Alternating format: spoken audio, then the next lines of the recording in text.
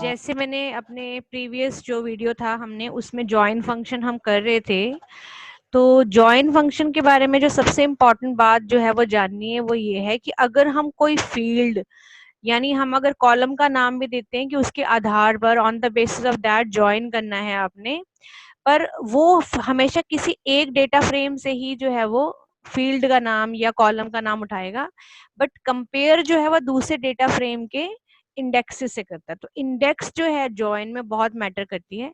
दो जो है वो कॉलम्स, दो कॉलम्स को नहीं वो ज्वाइन कर सकता। देखिए, जब भी हम डेटा फ्रेम बनाते हैं, जैसे हमने ये पहला डेटा फ्रेम बनाया था पिछले वाले एग्जांपल में, जब मैंने यहाँ डेटा फ्रेम 1 बनाया था तो मैंने इसमें सिर्फ रोल नंबर लिया था, रोल नंबर, फर्स्ट नेम और लास्ट नेम। लेकिन जब मैंने दूसरा डेटा फ्रेम बनाया था तो उसके अंदर मैंने रोल नंबर नहीं लिया था, सिर्फ टोटल परसेंटेज ली थी। अगर आप यहाँ पे रोल नंबर ले लेते हैं दोबारा से भी, फील्ड ये कॉलम जो है रोल नंबर ले लेते हैं, तो यहाँ पे ओवरलैप कॉलम्स की एक एरर आ जाती है, क्योंकि वो कॉलम्स के बेसिस पर जो है वो ओवरलैपिंग कॉलम जो है वो डेटा फ्रेम का ज्वाइन अलाउ नहीं करता आपको। ठीक है, तो आपको ये यहाँ से रिमूव करना पड़ेगा। लेकिन इन केस आपने, आपके पास दोनों ही डेटा फ्रेम्स के अंदर रोल नंबर फील्ड है और आप जो बेस है जो अरेंज करना चाहते हैं वो पहले डेटा फ्रेम के रोल नंबर के आधार पे करना चाहते हैं, बट फिर वो उसको जो मैच करेगा दूसरे डेटा फ्रेम में वो इंडेक्सेस से ही मैच करेगा। ये ध्यान रखना है कि जॉइन हमेशा कॉलम एक का कॉलम अगर उठाता भी है तो दूसरे की वो इंडेक्स ही देखता है ज्वाइन करने के लिए। इंडेक्सेस के बेस पर हमेशा ज्वाइन होती है, ठीक है। बट अब और दोनों में अगर एक रोल नंबर कॉलम दोनों में है तो उस केस में अगर हम ऐसे सिंपल जो है ज्वाइन लिख देंगे तो वो आपको एरर देगा, ओवरलैप एरर।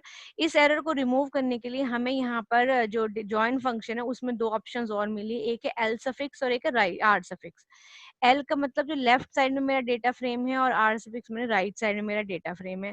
तो उसमें हमें क्या करना पड़ेगा, हमें जैसे हम नॉर्मली ज्वाइन करते हैं डेटाबेसेस में भी, हम जब ज्वाइन करते हैं तो वहां पर हम रेफरेंस, वहां पे एक न्यू नेम क्रिएट, एलियास या एक न्यू नेम क्रिएट कर देते हैं उन दोनों फील्ड्स के लिए, ताकि उसे कंफ्यूजन ना हो कि रोल नंबर कौन से वाले रोल नंबर की बात कर रहे हैं। तो एल सफिक्स का मतलब है कि पहले डेटा फ्रेम के इस रोल नंबर का नाम चेंज कर दो। तो मैंने इसका नाम दे दिया R N, that is roll number DF1 की, डेटा फ्रेम 1 का ये रोल नंबर उठाएगा और इधर जो है मुझे रोल नंबर डेटा फ्रेम 2 का दिखाएगा।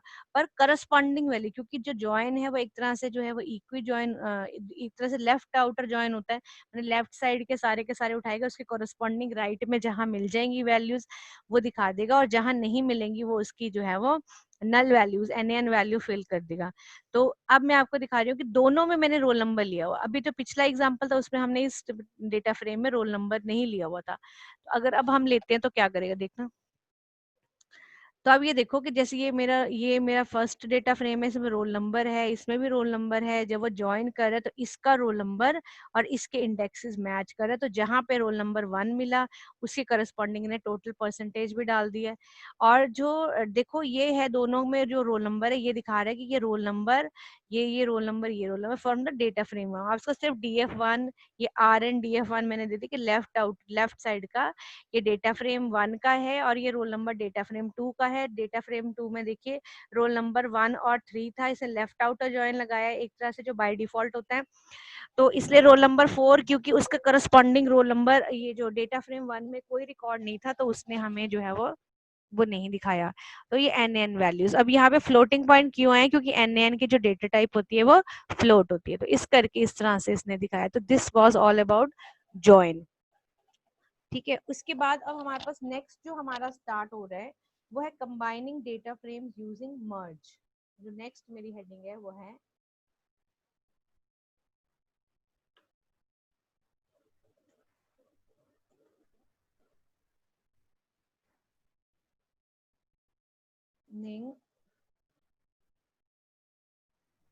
डेटा फ्रेम्स यूजिंग मर्ज,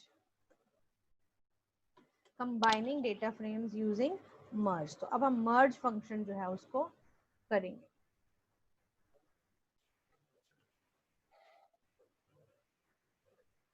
जैसे अभी मैं समझा के हटी हूँ कि जब हम ज्वाइन करते हैं तो ज्वाइन जो होता है ना वो हमेशा ये ध्यान रखिए ज्वाइन इंडेक्स के आधार पे होता है। अगर आप फील्ड नहीं स्पेसिफाई करोगे, ऑन नहीं स्पेसिफाई करोगे, तो बाय डिफॉल्ट इंडेक्सेस को ले लेगा। लेकिन अगर आप फील्ड स्पेसिफाई करोगे तो एक डेटा फ्रेम की फील्ड बताओगे कि रोल नंबर जो है, यानी कॉलम बताओगे, रोल नंबर के आधार पे करना ऑन में देके, पर वो दूसरे का फिर भी इंडेक्स ही उठाएगा।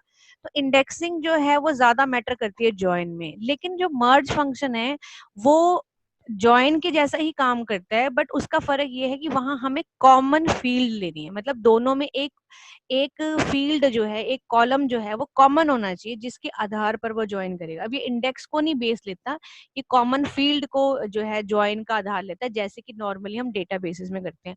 क्योंकि वहां पे जो रिकॉर्ड नंबर थोड़ी मैटर करता है, वहां पे क्या मैटर करता है, कॉलम जो दोनों में जो है कॉमन, प्राइमरी की और फॉरेन की जैसे बोलते हैं। तो ऐसे यहाँ पर जो है एक फील्ड जो है दोनों में कॉमन होनी चाहिए। तो ये मर्ज कॉलम के आधार पर, जो उस कॉमन फील्ड के आधार पर, कॉमन कॉलम के आधार पर जो है वो अरेंज करता है।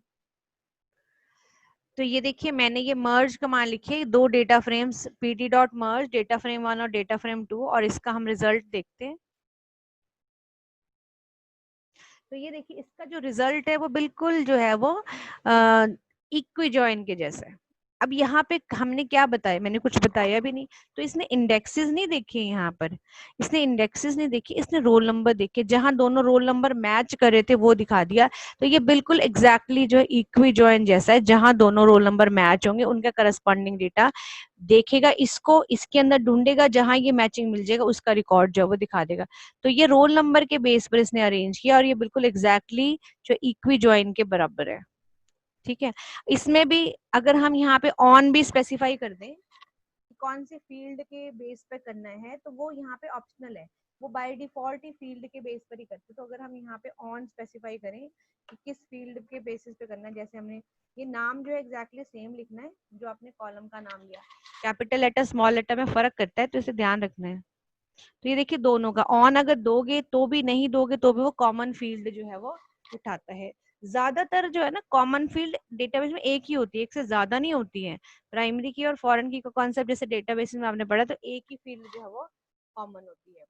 इसमें भी हाउ स्पेसिफाई करके, अगर आपको लेफ्ट आउटर ज्वाइन चाहिए, मतलब लेफ्ट साइड के सारे कॉलम चाहिए, चाहे वो राइट साइड में हो या ना हो, लेफ्ट आउटर ज्वाइन भी दे सकते हैं हाउ लिख के,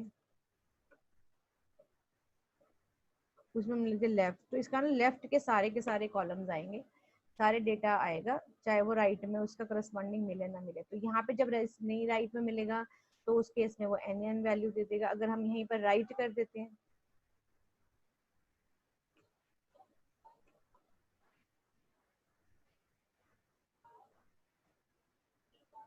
तो अब देखिए राइट, इधर तो 3 है कॉलम, तो इसके हिसाब से दिया है, जो डेटा फ्रेम 2 है उसके हिसाब से दिया है, और इसके करस्पॉन्डिंग जब यहाँ वैल्यू से ना नहीं मिली तो फिर उसने यहाँ पे हमें एन वैल्यू जो है वो दे दी। तो ये जो है वो दोनों में डिफरेंस है। ज्वाइन जो है इंडेक्स के आधार पर होता है, लेकिन जो मर्ज होता है वो हमेशा कॉमन आईडी के आधार पर होता है। ठीक है। तो इसका जो बुक में जो है एग्जाम्पल नंबर 48 जो है बहुत अच्छा दिया हुआ है, सो एक बार आप उसे ट्राई करके देखना, क्योंकि मेरे पास इस समय इनकी पीडीएफ नहीं है। अब इसका हमारे पास जो लास्ट फंक्शन है वो है फंक्शन ग्रुप बाय। तो मैं आपको ग्रुप बाय फंक्शन जो है वो समझाऊंगी। ये बिल्कुल डेटाबेसिस का ग्रुप बाय जैसा ही है, कि अगर हमें डिपार्टमेंट वाइज सैलरी टोटल चाहिए, है ना, डिपार्टमेंट वाइज, कंट्री वाइज, पीछे हमने ट्यूटर्स लिए, क्वार्टर्स लिए, तो इस तरह से हम कैसे ग्रुपिंग कर सकते हैं वो अभी देखते हैं। अब जो नेक्स्ट जो है वो हमारे पास ग्रुप बाय है। तो पहले आप इसका एक आउटपुट देख लीजिए, फिर मैं आपको इसको समझा दूंगी, और फिर दोबारा से इसकी आउटपुट देख लेना। मान लीजिए मेरे पास ये डेटा फ्रेम है, इसमें एम्प्लॉयज हैं, 6 एम्प्लॉयज हैं जो अलग अलग डिपार्टमेंट से बिलोंग करते हैं। सेल्स, स्टोर, सेल्स प्रोडक्शन, अलग अलग डेटा जो है ना, तो अलग अलग जो है डिपार्टमेंट से बिलोंग करते हैं, और ये उनकी जो है वो सैलरीज है। तो मुझे ग्रुप करने हैं, मतलब एक डिपार्टमेंट के इकट्ठे अलग से ग्रुप करने हैं। तो अगर आपको ग्रुप बनाने हैं तो आप यहाँ पे ग्रुप बाय फंक्शन जो है उसका इस्तेमाल करेंगे। जब हम ग्रुप बाय फंक्शन इस्तेमाल करते हैं तो वो हमें एक data frame group by object जो है वो रिटर्न करता है। ठीक है। तो जब हम जो है ग्रुप बाय फंक्शन इस पे इस्तेमाल करते हैं, ग्रुप बाय फंक्शन जब हम इस अपने डेटा फ्रेम पे अप्लाई करेंगे, क्योंकि मुझे डिपार्टमेंट वाइज ग्रुपिंग करनी है, तो ग्रुप बाय लगाने पर वो data frame group by object जो है वो क्रिएट करता है। ठीक है, अब वो ग्रुप बाय ऑब्जेक्ट क्रिएट कर रहा है, मुझे तो ग्रुप्स देखने हैं। जब हम ग्रुप्स देखेंगे, सेल्स ग्रुप, इसमें से मैं सेल्स बोलूंगी कि मुझे ग्रुप्स देखने हैं, उसकी ग्रुप्स दिखा दो मुझे, तो वो मुझे दिखाएगा कि प्रोडक्शन जो डिपार्टमेंट है उसमें कौन कौन से इंडेक्स नंबर प्रोडक्शन वाले में ग्रुप हो गए हैं, कौन से सेल्स में और कौन से स्टोर्स में। पर मुझे भी, मेरे को तो सिर्फ अभी ग्रुप दिखा रहा है, मुझे तो नंबर्स चाहिए, डिटेल चाहिए, तो मेरे को फिर पर्टिकुलर डिपार्टमेंट की जो डिटेल्स है वो देखने के लिए उस पर्टिकुलर डिपार्टमेंट का नाम देना पड़ेगा। तो ये देखिए हम कैसे करेंगे ये चीज ना। तो सबसे पहले जो है ये डेटा फ्रेम मैंने क्रिएट किया, जो आपने देखा मैंने डेटा फ्रेम प्रिंट करवाया था। फिर मैंने ग्रुप बाय फंक्शन लगाया। तो जब मैंने ग्रुप बाय फंक्शन खाली लगाया तो वो ग्रुप बाय ऑब्जेक्ट क्रिएट करता है, ठीक है ना, तो जो आपने स्क्रीन पे देखा, तो ग्रुप बाय ऑब्जेक्ट जो उसने क्रिएट किया है ये वाला, अब इसमें से मैं आगे फर्दर अपनी मनचाही जो चीज है वो निकाल सकती हूँ। जैसे मैंने कहा कि ग्रुप बाय किया है डिपार्टमेंट के आधार पर, अब मुझे ग्रुप्स दिखाओ, तो ये मुझे ग्रुप्स जो है वो सारे के सारे दिखाएगा, प्रोडक्शन, सेल्स, इकट्ठे ग्रुपिंग करके, ठीक है। और उसमें कौन कौन से इंडेक्सेस जो है उस ग्रुप में शामिल हो गए वो मुझे दिखाएगा। लेकिन अब मैं चाहती हूँ कि नहीं, मुझे सेल्स डिपार्टमेंट वाले सारे लोगों के डिटेल दिखाए, फिर मुझे गेट ग्रुप जो है करना पड़ेगा, एक स्पेसिफिक ग्रुप में ग्रुप जो है वो एक्सट्रैक्ट कर सकती हूँ। तो मैंने कहा सेल्स ग्रुप वालों की डिटेल दिखा दो, तो यहाँ पर जो ये लास्ट में मुझे उसने दिखाई है, ये सेल्स ग्रुप वालों की उसने मुझे डिटेल जो है वो दिखाई है।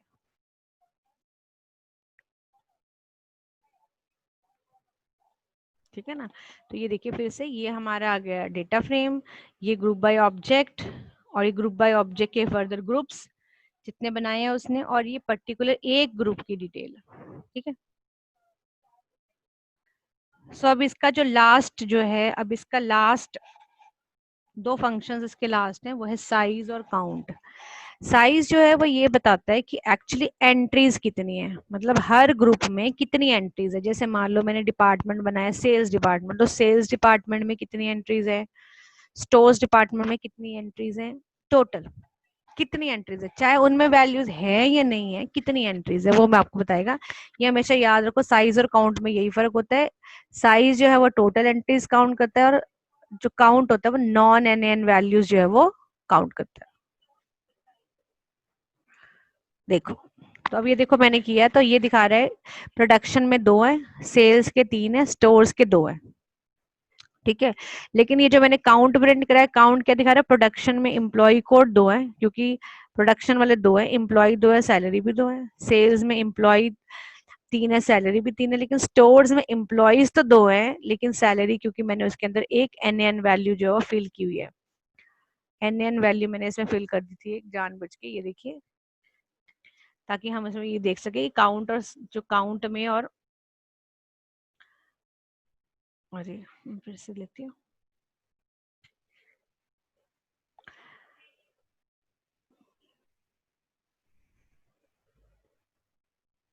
ये देखो ये जो डेटा फ्रेम है मेरा, कि काउंट में, ये देखो इसमें मैंने जानबूझ के स्टोर्स वाले की सैलरी नहीं भरी थी, ताकि हमें पता चले कि काउंट में और साइज में फर्क क्या होता है। साइज वो कह रहे हैं टोटल जो है स्टोर्स वाले 2 हैं, लेकिन वो जब काउंट करता है तो बता रहा है यहाँ पे कि एम्प्लॉय तो 2 हैं पर सैलरी एक ही दी हुई है, तो टोटल एन एन वैल्यूज ही काउंट वो करेगा। ठीक है, तो इसके साथ हमारा पांडास 2 का जो जो सेकंड चैप्टर था पांडास 2 वो कंप्लीट हो जाता है। तो आप इसे पढ़ के देखिएगा, कोई प्रॉब्लम आएगी तो फिर आप मेरे साथ डिस्कस कर लेना। ठीक है, अब नेक्स्ट हम स्टार्ट करेंगे जो इसका विजुअलाइजेशन है, data visualization with Matplotlib, I think next lesson वही है। So plotting with pyplot, ये हमारा नेक्स्ट चैप्टर नंबर 3 है, वो हम स्टार्ट करेंगे कल से। आज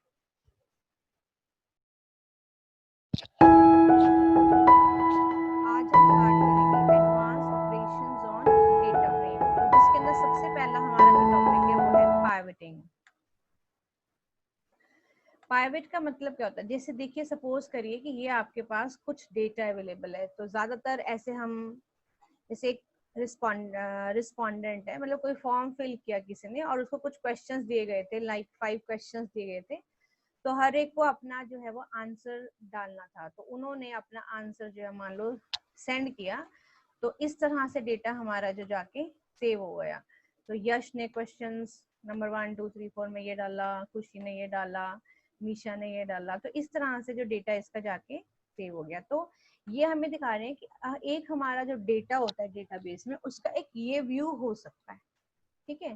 बट इसका और एक अच्छा रिप्रेजेंटेबल जो है, एक और प्रेजेंटेबल व्यू जो है वो इस तरह से है। अगर ये वाला व्यू दिया हो तो इसमें कुछ सर्च करना भी ज्यादा आसान है और ये ज्यादा प्रेजेंटेबल है, ज्यादा समराइज्ड वे में है, ठीक है। तो ये भी एक व्यू है। तो अगर हमें मतलब वो यहाँ पे या पाइवटिंग जो है, दिस कॉन्सेप्ट इज कॉल्ड पाइवटिंग, कि आपने जो है एक समराइज प्रेजेंटेशन दी है अपने डेटा की, और अपनी वो जो रोज थी, देखिए रोज थी ना, जैसे क्वेश्चन 1 क्वेश्चन 2 रो में दिए हुए थे, तो रोज को आपने कॉलम्स में कन्वर्ट किया है, ठीक है। रोज को जो है हमने कॉलम में कन्वर्ट किया है, हम कॉलम्स को रोज में भी कन्वर्ट कर सकते हैं, और ठीक है, और रोज को जो है रोज की फॉर्म में भी रख सकते हैं। तो ये नया एक प्रेजेंटेबल समराइज्ड वे जो है, एक अलग व्यू, एक अलग जो है वो प्रेजेंटेशन, एक अलग व्यू क्यों बोल रहे हैं उसको, क्योंकि वो एक अलग ढंग से, डेटा वही है, देखो डेटा वही है, पर उसको एक अलग नजरिए से, एक अलग स्टाइल से प्रेजेंट करना जो है, टेबुलर फॉर्म में प्रेजेंट करना ही पाइवटिंग कहलाती है, ठीक है। सो पाइवटिंग क्या है, एक टेक्निक है जिसमें हम डेटा जो है rows and columns rearranges the data from rows and columns by possibly rotating rows and columns or by aggregating, ठीक है ना। तो आपने क्या किया यहाँ पे, इस वाले एग्जांपल में हमने रोज को रोटेट करके कॉलम्स बना दिया है, और उसके बाद हमने इस तरह से अपने डेटा को प्रेजेंट किया है ज्यादा समराइज्ड फॉर्म में। इसको हम पाइवटिंग जो है वो कहते हैं। कहते हैं जैसे यहाँ पर अलग अलग डेटा दिया हुआ है कि जो दो जानवर ग्राउल कर रहे हैं, बियर ग्राउल कर रहे हैं, दूसरे जानवर स्नॉट कर रहा है ना। तो इस तरह से जो है, अगर वो यहाँ पे कहता है कि अगर इससे ज्यादा अच्छी तरह से प्रेजेंट किया जाए कि 2 light brown and 2 dark brown bears हैं, जिसमें से 3 अडल्ट एंड 1 कब है, 21 ग्राउल्स एंड 9 स्नॉट्स हैं, ये दिया हुआ है सारी चीज, पर इसको ज्यादा और अच्छे ढंग से जो प्रेजेंट किया जा रहा है समराइज वे में, तो इसको पाइवटिंग कहते हैं। ऐसे ऐसे ऐसे growl growl growl, snout snout snout, ऐसे आवाजें दे रखी हैं, इसकी बजाय अगर इस फॉर्म से लिखा गया तो ज्यादा ज्यादा समराइज है। मतलब बेसिकली यहाँ पे बात है समराइज एंड प्रेजेंटेबल। देखो यही बात है, यहाँ पे कह रहा है कि पाइवटिंग से जो एक्सटेंसिव डेटा, इतना डिटेल डेटा होता है, उससे वो थोड़ा समराइज हो जाता है और रीअरेंज हो जाता है, रोज को हम कॉलम्स में कन्वर्ट कर देते हैं, ठीक है। सो ये एक बहुत अच्छा एग्जांपल दिया, मैं भी आपको इसको प्रैक्टिकल करके दिखाऊंगी कि मान लीजिए आपके पास ये ट्यूटर्स हैं, ठीक है, ट्यूटर्स हैं कुछ, और वो क्लासेस लेते हैं, अलग अलग क्लासेस लेते हैं अलग अलग कंट्रीज के अंदर। तो आपने उसका एक डेटा फ्रेम क्रिएट किया है, मान लो क्लासेस हैं, कंट्रीज हैं, ट्यूटर्स हैं, ये लिया उन्होंने। तो वो कहता है कि इसको और अच्छा और प्रेजेंटेबल वे जो है वो है ये है कि हम इसको पाइवेट जो है उसको बना दें।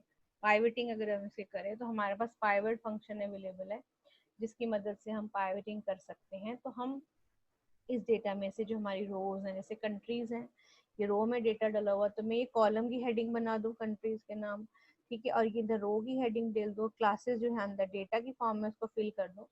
तो जो डेटा की फॉर्म में आपको अंदर फिल करना है टेबुलर फॉर्म में, उसे हम क्या कहते हैं, है देखो ये भी टेबुलर फॉर्म में, ये कोई ये नहीं कि टेबुलर फॉर्म में नहीं है, पर उसका एक अलग नजरिया, एक अलग व्यू, मोर समराइज, ज्यादा और क्लियर रीअरेंजमेंट, ये पाइवटिंग। पाइवटिंग में डेटा नहीं बदलेगा, उसका अरेंजमेंट जो है ना, अरेंज करने का तरीका वो बदल जाता है। तो इंडेक्स में आपको 0 1 2 की जगह कंट्री के नाम चाहिए, यहाँ कंट्री के नाम आ जाए, ऊपर ट्यूटर के नाम आ जाए, और वो कौन कौन सी क्लासेस लेते हैं वो आ जाए, तो हम पाइवट का एग्जाम्पल जो है वो ले सकते हैं। तो आप देखिए पाइवट फंक्शन का हमने इस्तेमाल किया, हमने बोला इंडेक्स में कंट्रीज चाहिए, यहाँ पे कंट्रीज के नाम आ गए, यहाँ पे आपके ट्यूटर्स के नाम आ गए, और ये वैल्यू में सारी क्लासेस आ गई। लेकिन जहां जहां वो क्लासेस नहीं लेते, क्योंकि जो अनुषा है वो ब्राजील में नहीं लेती, वो तो जापान में लेती है, गुरजोत जो है वो यूके में 36 क्लासेस लेता है, ठीक है। तो उस केस में वो एन वैल्यू, क्योंकि जहां वैल्यू मिलेगी नहीं उसे, उसकी जगह पे वो एन वैल्यू जो है वो फिल कर देगा, ठीक है। तो ये पाइवेट का एग्जांपल जो उन्होंने दिया है प्रेजेंटेबल, टाइम देख सकते हो, कहता है डेटा फ्रेम ही दोबारा से एक डेटा फ्रेम ही क्रिएट होगा पाइवेट करने पर एक प्रेजेंटेशन, एक व्यू जो है वो अलग आ गया। तो मैं अब आपको इसको एक प्रैक्टिकल करके दिखाती हूँ। सो आप देखिए कि मैंने अब आपके लिए, देखो मैंने आपके लिए ये जो है डिक्शनरी क्रिएट कर दी है जो हमारे एग्जाम्पल में बुक में दी हुई थी। सो ये वैल्यूज है ट्यूटर्स की हैं, ये उनकी कंट्री हैं, और ये क्लासेस जिन जिन कंट्रीज में वो लेते हैं। उल्टा कर दिया इसको, क्लासेस हैं ये बेसिकली, ये क्लासेस हैं जिन, और ये कंट्रीज है जिनमें वो लेते हैं, कंट्री। ठीक है, तो ये हमने लिखते हैं, और इसका भी हम डेटा फ्रेम जो है पहले हमने इससे क्रिएट किया, इस डिक्शनरी से पहले हमने एक डेटा फ्रेम क्रिएट किया। डेटा फ्रेम जो है वो एक प्रेजेंटेशन है, और उसके बाद फिर हमने उसकी प्राइवेट क्रिएट करिए। प्राइवेट एक अनदर प्रेजेंटेशन है, मतलब ये ध्यान रखना है कि ये उसी डेटा की अनदर, उसी डेटा फ्रेम की अनदर प्रेजेंटेशन है टेबुलर फॉर्म में, और ज्यादा ही समराइज फॉर्म में, रोज और कॉलम्स में कन्वर्ट किया। तो देखते हैं एक बार रन करके। सो ये था, ये तुम्हारी डिक्शनरी थी, ये जो हमारी प्रिंट हुई है यहाँ पे, हमने क्या प्रिंट करवाया था, यहाँ पे हमने डिक्शनरी प्रिंट करा ली। एक बार हम अपना डेटा फ्रेम प्रिंट करवा लेते हैं, और ये जो है हमारा देखिए ट्यूटर्स के नाम आ गए यहाँ पे, और ये कंट्री के नाम आ गए, और डेटा जो है जहां जहां पर जो है वैल्यूज नहीं थी करस्पॉन्डिंग, वहाँ एन वैल्यू फिल कर दी, और इसकी जो फाइनल आउटपुट है उसकी डेटा टाइप डेटा फ्रेम ही है। ठीक है, तो एक बार हम यहाँ पे अपने डेटा फ्रेम, भी तो मैं डिक्शनरी प्रिंट कराई है, हम इसको डेटा फ्रेम को प्रिंट करवाना चाहते थे, तो इसको प्रिंट करवा लेते हैं। तो अब आप देखो दो व्यूज हैं, वही उसी डेटा के दो व्यूज हैं, एक तो ये है इसमें ट्यूटर क्लासेस हैं, ये भी टेबुलर फॉर्म है, फिर ये उससे और ज्यादा प्रेजेंटेबल और समराइज फॉर्म में डेटा है, जिसमें आपकी जो ये रोज है ना, ये रोज इनमें से डेटा उठा के इन्हें कॉलम्स बना दिया गया है, तो इसे हम पाइवेट कहते हैं। ठीक है, तो इसकी डेटा टाइप आप देख सकते हो। तो अब यही दिखा रहा है आपको कि जैसे ये ट्यूटर है, ये आपकी रोज में डेटा डाला था तो इसे कॉलम बना दिया, और ये डेटा आपका डेटा बन गया, और ये आपकी कंट्री जो है यहाँ पे आ गई है। ठीक है, तो जहाँ नहीं वैल्यूज है वहाँ पे क्या भर देगा, एन वैल्यू जो है वो भर देगा। ठीक है, इंडेक्स, इंडेक्स मैंने इंडेक्सेस में क्या चाहिए, कॉलम मैंने यहाँ कॉलम में आपको क्या हेडिंग चाहिए उसके हिसाब से वैल्यूज भरेगा, और ये वैल्यूज में जो सेल में आपको वैल्यू आप भरना चाहते हैं। तो अभी फिर से हम इसको देखते हैं, कंसीडर द डेटा फ्रेम, जिन्होंने हमें एक डेटा फ्रेम दिया है। अगर वो हमें कहते हैं write a program to summarize how many projects are being handled by each position for each city. Each position, एक तो पोजीशन चाहिए, और उसके बाद हमें सिटी चाहिए। सिटी चाहिए, अब सिटी कहाँ ले सकते हैं, ये आपकी मर्जी होती है कि रोज में क्या लेना है, कॉलम में क्या लेना है।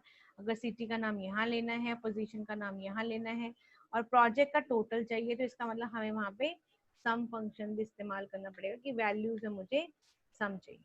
ठीक है, तब यहाँ पे क्या बता रहा है कि आपको पोजीशन वाइज चाहिए, तो चलो इंडेक्सेस में आप पोजीशन इंडेक्सेस में ले लो, प्रोजेक्ट वैल्यूज में ले लो, और सिटी हम कॉलम्स में ले लेंगे। ऐसे ही डेटा फ्रेम पहले क्रिएट करेंगे इससे, और फिर इन चीजों को रखेंगे तो हमारे पास आ जाएगा।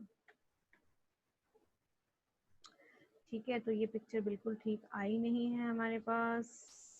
ये देखिए थोड़ा सा रहता है, प्रोजेक्ट में है, कॉलम में सिटी डाल दिया, और ये हमें वो अगर टोटल प्रोजेक्ट से दिखा रहे हो तो सबके टोटल प्रोजेक्ट जो है हमारे पास आ जाएंगे, कितने प्रोजेक्ट्स हैं। इसके अंदर हाँ एक ऑप्शन और भी थी कि जहाँ पर आप फिल एन एन है, जैसे जहाँ पे एन एन वैल्यूज आ रही है उसकी जगह पे आप क्या फिल करना चाहते हो, तो एन एन की जगह पर आप 0 भी फिल कर सकते हो।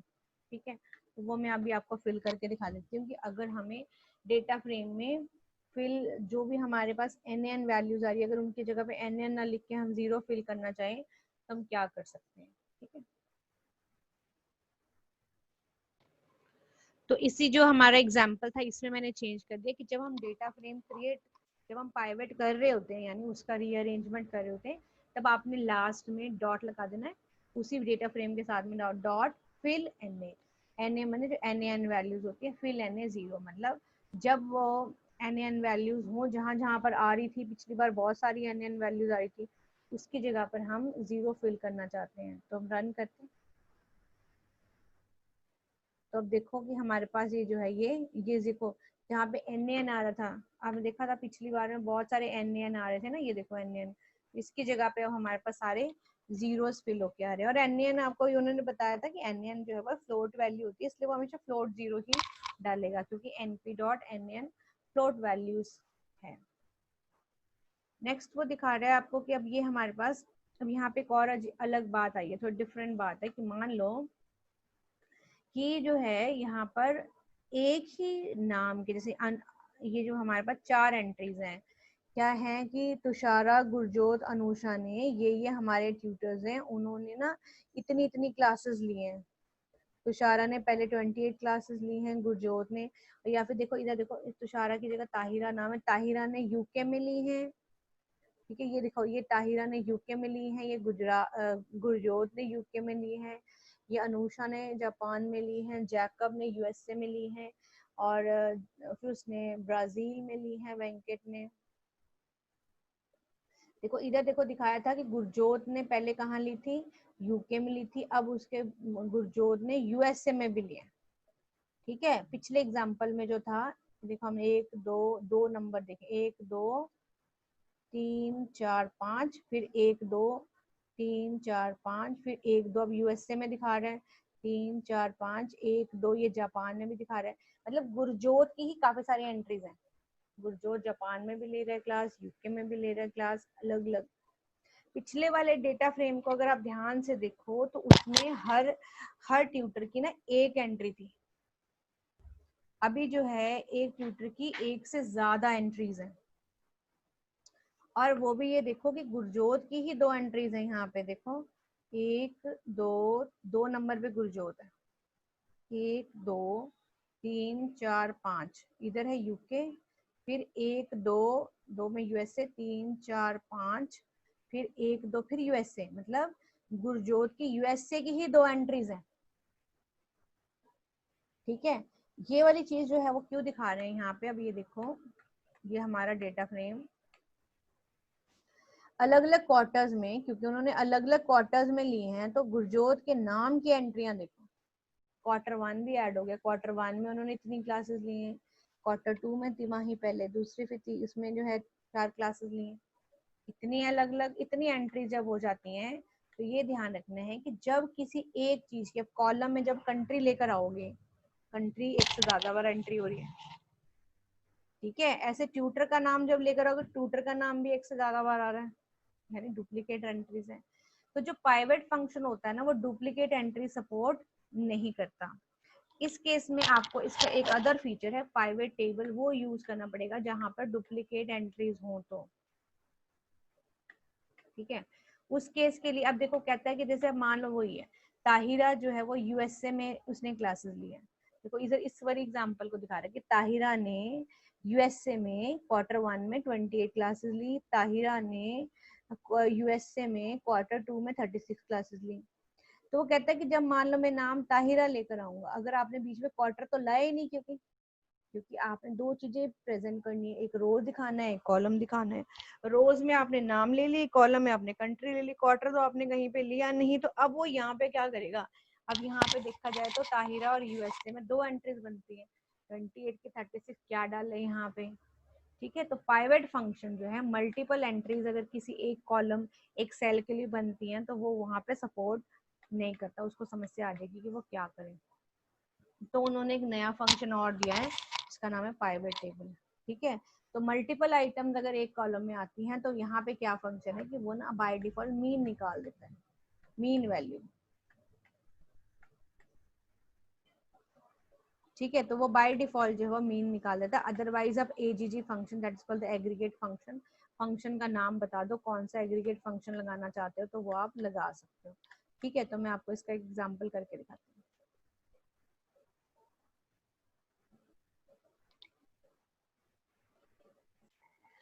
अब आप देखिए, पाइवेट टेबल दिखाने के लिए मैंने आपके लिए जो है वो एक डेटा क्रिएट किया है, डिक्शनरी से डेटा फ्रेम क्रिएट किया, जिसमें मैंने ना एम्प्लॉयज लिए हैं।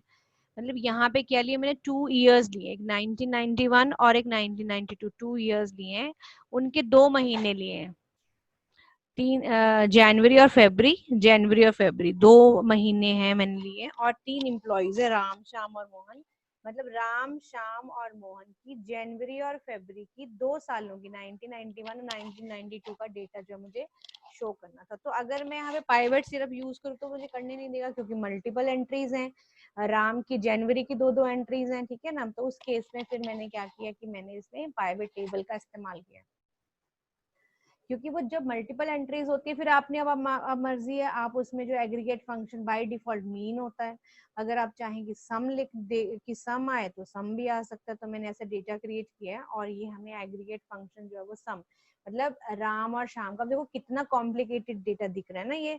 अब इसको मैं आपको दिखाती हूँ कि पाइवट टेबल से कितना ही प्रेजेंटेबल और समराइज्ड हो गया, टोटल दिखा रहा है दोनों महीनों की। तो ये देखो, ये डेटा मेरा ओरिजिनल डेटा फ्रेम है जो मैंने क्रिएट किया है, राम और शाम के 2 महीनों का जो है, 2 सालों का 2 महीनों का जनवरी और फरवरी का डेटा। तो यहाँ पर मैंने टोटल मार्क्स टोटल निकालने, टोटल कितना जो है सैलरी दोनों महीनों की मिला के राम, श्याम और मोहन को मिलेगी। तो कितना ही प्रेजेंटेबल जो है वो ये हो गया। तो जो पाइवट टेबल्स होते हैं वो मल्टीपल एंट्रीज अगर एक जैसी हो उसके लिए यूज किया जाता है। और जो ठीक है, तो अब इसके अंदर मैं एक चीज और भी दिखा देती हूँ आपको।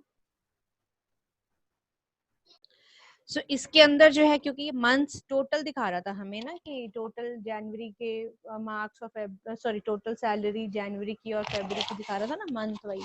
तो मैंने इसके अंदर ना एक और भी डाल दिया, मैं चाहती हूँ कि ईयर भी मुझे ईयर वाइज जो है मुझे मंथ मंथ भी दिखाए कॉलम में या ईयर भी दिखाए, ईयर वाइज वो दोनों की डिटेल्स मुझे दिखाए। तो इस केस में जो है, अब देखो हमारी प्रेजेंटेशन में इसको रन करती हूँ एक बारी, तो हमारी प्रेजेंटेशन कैसी हो जाएगी।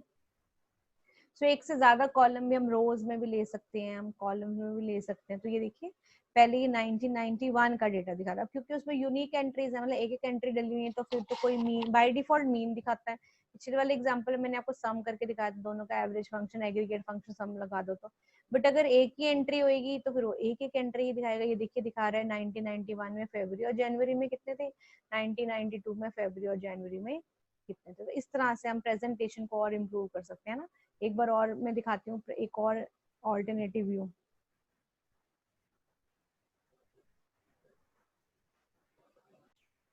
तो ये देखिए मैंने आपके लिए एक अलग और नया जो है प्रेजेंटेशन जो है वो प्रेजेंटेशन क्रिएट करी है। जैसे कि मेरे को ईयर वाइज एम्प्लॉय डिटेल चाहिए, ईयर का ईयर चाहिए, फिर एम्प्लॉय का नाम, फिर उसके जो है वो मंथ की सैलरी चाहिए। तो इसको देखो कैसे हम दिखा सकते हैं। ये देखो ये मेरा ओरिजिनल डेटा यही है, 1991 में मोहन, राम और श्याम की कितनी सैलरी थी। देखो प्रेजेंटेशन में कैसे हल्का सा चेंज करें, जैसे कॉलम और रोज की वैल्यू में चेंज करो तो प्रेजेंटेशन में फर्क जो है वो आ जाता था। इसलिए मैंने मंथ वाइज ईयर के अंदर मंथ लिए, अभी ईयर वाइज नाम ले रही हूँ और उनकी डिटेल्स दिखा रही हूँ। तो ऐसे भी हम देख सकते हैं, ठीक है। सो पाइवट टेबल जो है वो एक अलग समराइज्ड तरीका है प्रेजेंटेशन का। बाकी मैं कल कराऊंगी आपको।